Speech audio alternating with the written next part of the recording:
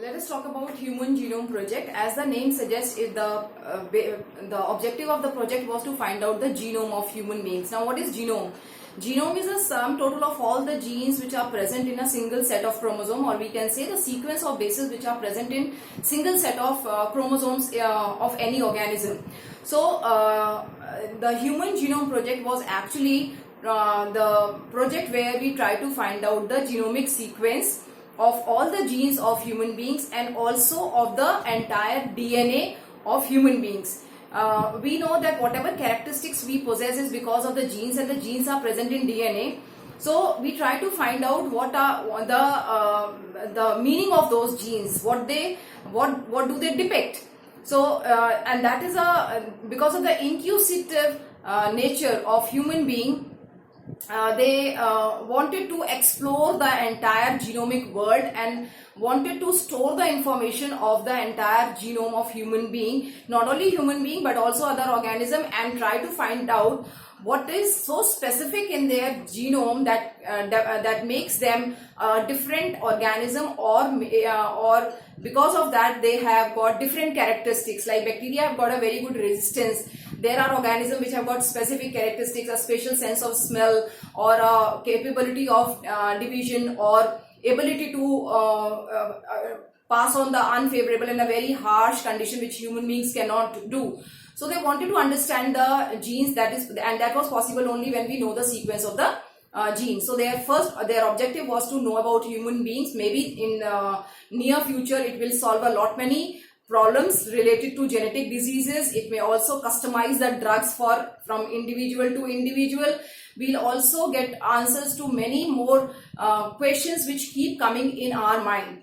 So this particular project came into play, and this project was basically initiated by Department of Energy and the National Institute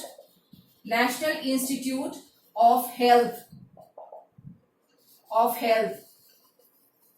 These two in collaboration, they began the project, and later on United Kingdom, Japan, Germany, France, they also chipped in, and they also contributed in the project, because that project was a mega project. Why it is a mega project? Because the amount of the money which required is too much, and in addition to money there are many more things which have to be developed in order to store Human Genome Project details, in order to analyze Human Genome Project details, in order to address the issues which may crop up later on, the social issues and the ethical issues. So it requires a lot of time, and it requires a lot of money. So and we all know that human beings have got 3 into 10 to the power 9 base pairs.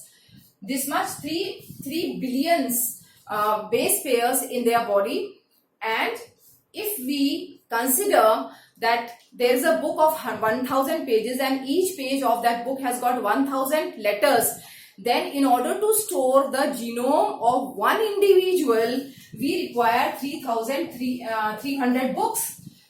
That was really too much, and you cannot store them as a hard copy. So what is required, that we have to store them in the form of a soft copy, and just knowing the data and storing the data will not serve the purpose. We need to also analyze the data to get the answers to lot many queries that are cropping up in our mind. So software have to be developed. So this is that is the reason why it is called a mega project, and that is related to the storage. Now if we talk about the entire amount of money which would be spent in order to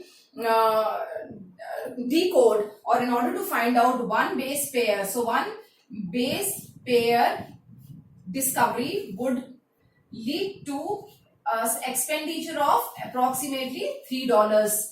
So these many base pairs, so we will be using 9 into 10 to the power $9. This is the amount of the money which is required to complete the project. So that is the reason why it is called as a mega project.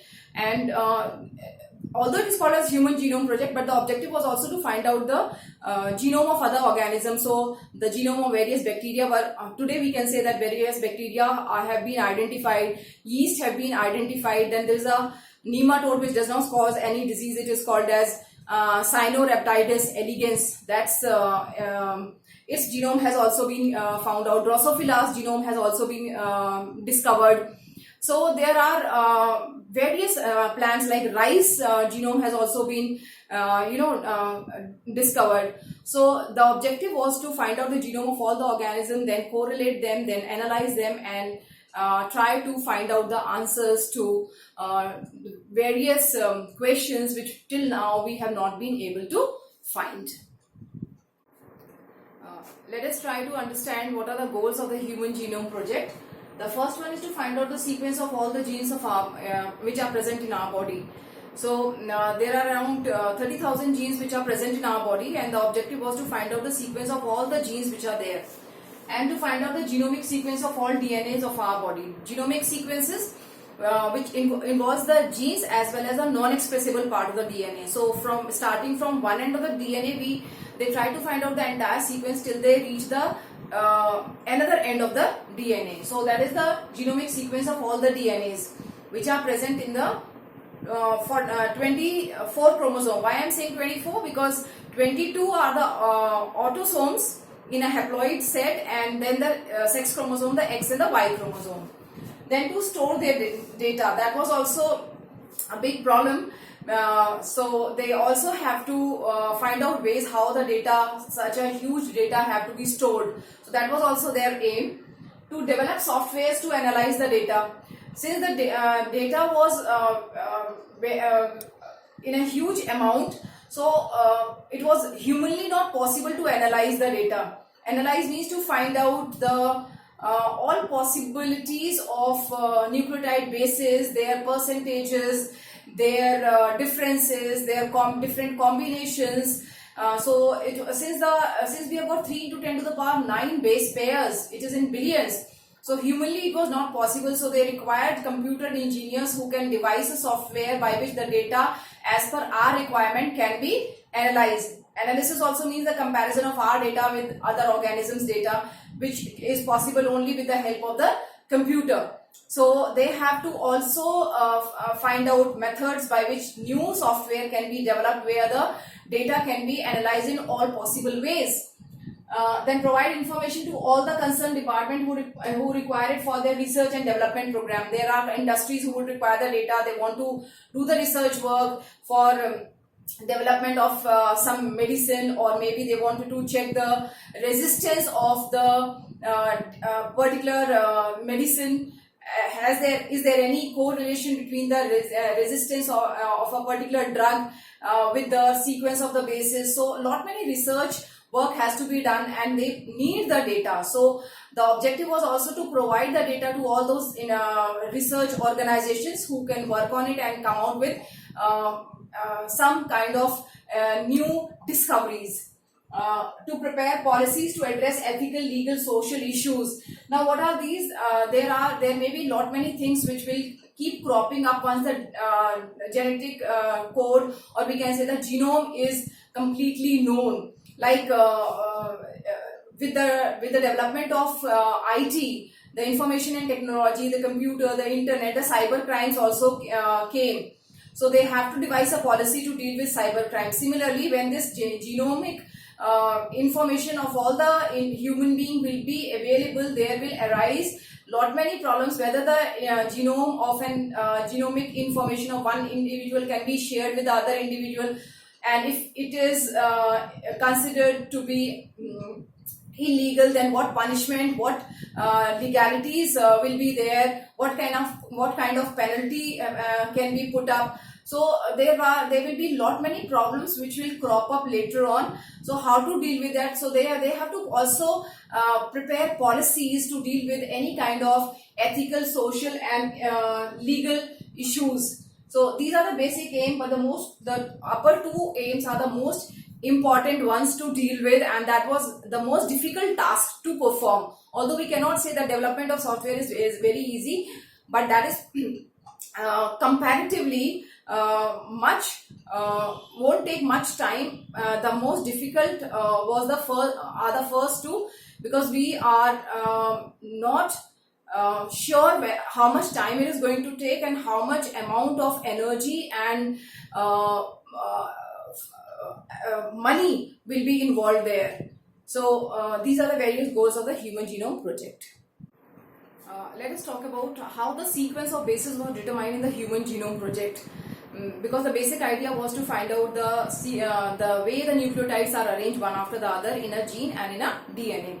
Now there are two methods. One of them is called as the express sequence tags. What does that mean? Suppose this is DNA, and here it is joined by the hydrogen bonds, and this DNA and the DNA consists of genes, but the genes are not present in continuation. There may be some gap in between two genes. So let us say this represents one gene, this represents second gene, and another third. I am just extending the DNA, and this represents the third gene. So when this DNA will express itself, when this DNA is going to express itself, then what will happen? We are not interested in this part. We are not interested in this part, and we are only interested in the A, B and C part. But if you see that if this is going to be a gene, and when this DNA is converted into hnRNA, that hnRNA of this particular part may have small fragments. Some of them will be introns, some exons, some introns, some exons. So these introns have to be removed, and then this hnRNA has to be converted into messenger RNA, where only the expressible part, that is the exons, will be present. So we are interested only in this particular fragment of the DNA. So what we will do in the Human Genome Project, we will take the messenger RNA, and with the help of reverse transcriptase, we are going to convert it into DNA, and we'll try to find out the sequence of the DNA, and that sequence of the DNA will represent the gene A. So here our objective is to find out the sequence of the gene. We are not concerned with the non-expressible part which lies within the exon part of the gene. So we have to eliminate that intron, and we want to know exact precise sequence of bases of a particular gene. So that is why it is called as expressed sequence tags. The sequence of the DNA which express themselves, and we know that the sequence of the DNA which express themselves are the genes. So that is the first part. Then the second part is the sequence annotation. Now what is sequence annotation? In sequence annotation, what we do, we take the DNA and we try to find out the sequence of the DNA, whether it is expressible or it is non-expressible. We try to find out each and every nucleotide which is placed one after the other in the DNA. So that is called sequence annotation.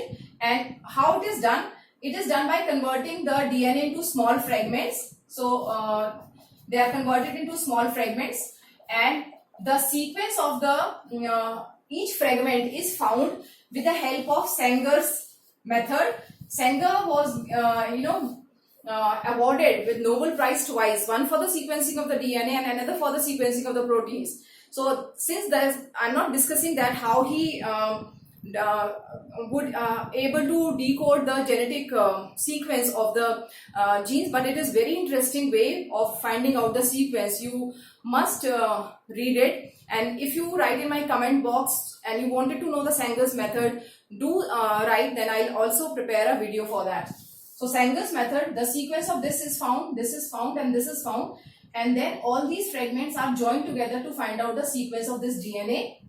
Then this DNA may be a part of a bigger DNA, so we will find the sequence of this, the other part, and then we'll join it. So finding out the sequence of DNA into fragments is much easier as compared to finding out the sequence of the whole DNA in one go. That is very, very complicated. So it's always advisable that if you have a bigger task to perform, divide that task into smaller tasks, complete them one by one, and then your entire task would be completed. So here also we apply the same principle. The fragments or the sequence of the fragments of DNA were found, and then they were joined together. And there is a method of overlapping sequences which helps us in arranging the sequence one after the other in an order. Suppose it has got a sequence. Let us try to find out how it is done. It is A, A, T, T, C, C, G, G, A, A, T, T, C. Let us do that. And here it is divided, and A, A, T, T is coming here, C, C, G, G comes here, and A, A, T, T, C comes here. So we will find out the sequence of this fragment, and this fragment. But the problem is that how will you know that this sequence, after this sequence, this will come, and after this will come? How you are going to arrange? So for that we use the overlapping technology or the overlapping sequencing. Now what is it? Once we have found the fragments, the sequence of these fragments, then we use another method to break this DNA, this fragment of the DNA, and it may not break exactly at these points. So we may get a fragment having A, T, T, C, and then we will have another fragment having C, G, G, A, T, T, C, C, G, G, C, G, G, A, T, T, C, T, T, C. So we may get this fragment. So if you know the sequence, sequence of this fragment, and this fragment, and compare it with this, you will come to know that after A, T, T, this T, C will come. So C will come. So you are going to attach or arrange it after this. And here you will see that after this G, this A, T, T, C is coming. After this G, A, T, T, C is coming. So there will be no wrong sequencing of DNA. So we can join these sequence, and we are assured that we are following the exact sequence of DNA. So basically there are two methods: expressible sequence tags and sequence annotation. Sequence annotation involves the sequence of DNA without any gap, without any loss of any nucleotide in between. And express sequence tags is where the DNA is converted into messenger RNA. Messenger RNA is then again converted into DNA, and we find out the sequence of that DNA, because that gives us the information of the of each and every gene. Now let us try to understand what are the various observations which were concluded when this genome was completed. So this genome project was completed. You know, it was completed in 2006, where the last chromosome out of the 24 chromosome of human beings were finally mapped. We call it as gene mapping. Gene mapping is basically to find out the exact position of the gene in a particular chromosome. It is also a very, very difficult task. So, but the genome project does not do that. They just find out the sequence of the genes. They find out the sequence of the DNA. But gene mapping is not their forte. So the conclusion which were drawn out of this were that there are 3,164 million nucleotide bases. Average gene has got 3,000 bases. Average has got 3,000 bases, but dystrophin has got 2.4 million bases. That is the biggest, or the gene, or the largest gene having maximum number of base pairs, that is 2.4 million bases. Total number of genes are 30,000. Functions of 50% genes are not known. We have discovered the genes, but the functions of around 50% of the genes are not known. So still we need to explore them. Less than 2% genome code for protein. Very small amount of the genome, code for proteins. Repeated sequence make up a large portion. Means there are DNA sequences which keeps on repeating themselves. They do not express themselves, and that occupies most of the space in our chromosome, and genes occupy only very small percentage of space in our DNA. Chromosome 1 has 2,968 genes, that is the maximum, and Y chromosome has got the minimum genes, which is equal to 231. Then 1.4 million places within the DNA. There are 1.4 million places of SNPs, or single nucleotide polymorphism. Now what is single nucleotide polymorphism? Let us take an example of a DNA sequence. It is A, C, G, T, A, C. This is the DNA of one person. and the same DNA position, same particular sequence when compared with the person B, there may be chances that it is this. It's ACGTAC and here it is ACCTAC. So there is one particular place where the nucleotide bases are different. Now if we talk about third person, then the sequence may be ACTTAC. So here this one particular place, this third position, this one particular place is that area, that particular point where the sequence of base of one person is different from another, but it may not have any effect because this may be the non-expressible part, and even if it is an expressible part, then it may be responsible for the formation of allele of the gene, changing the characteristics to some slight percentage, to some slight level, but not lethal, not so drastic that it results in the death of an individual. So like this one particular position I have discussed, there are 1.4 million places where you will find such difference in the basis of one individual from the other individual.